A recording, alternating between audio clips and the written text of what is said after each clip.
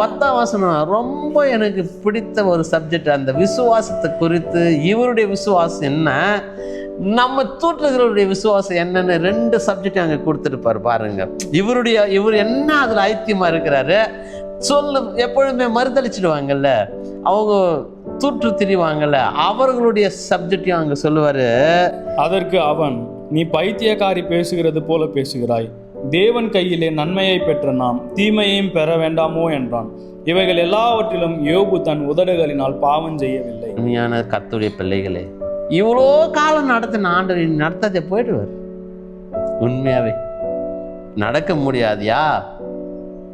எல்லாம் கல்யாணம் திருமணம் ஆயிடுச்சா, பிள்ளைங்கள்லாம் பிறந்துட்டாங்களான்னு சொன்ன டாக்டருக்கு முன்பாக காண்டாமிருகத்து கொம்பு போல மான்களை போல கால்களையும் நம்ம சரீரத்தை மாற்றின்னு அமைத்த ஆண்டவர் இனி நடத்துவாரா நடத்த மாட்டாரா?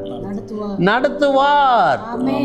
என்னன்னா கொஞ்சம் இன்னல் இடர்கள் அவர் அதான் சொல்ல, அவர் கையில நன்மையை பெற்றேன் தீமையை பெற, தீமையை செய்கிறவர் ஆண்டவர் கிடையாது. ஒரு நாளும் நம்மளை துக்கிக்கிற செய்கிறவர் தேவன் கிடையாது. இந்த உலகத்தில் நம்மை நேசிக்கிற தாய் தகப்பனை காட்டிலும் 1000 மடங்கு அன்பு நிறைந்தவர், கிருபை நிறைந்தவர், நம் மீது பாசம் நிறைந்தவர். அப்படிலாம் ஒரு தேவன் தன் ஜீவனை தர முடியுமா கர்த்தருடைய நமக்காக? ஒரு தேவன் கடவுள் என் பிள்ளைகளுக்காக பரிகாரமா நான் சிலுவையின் ரத்தத்தை தருகிறேன், கல்வாரி ரத்தத்தை தருகிறார் நமக்காக.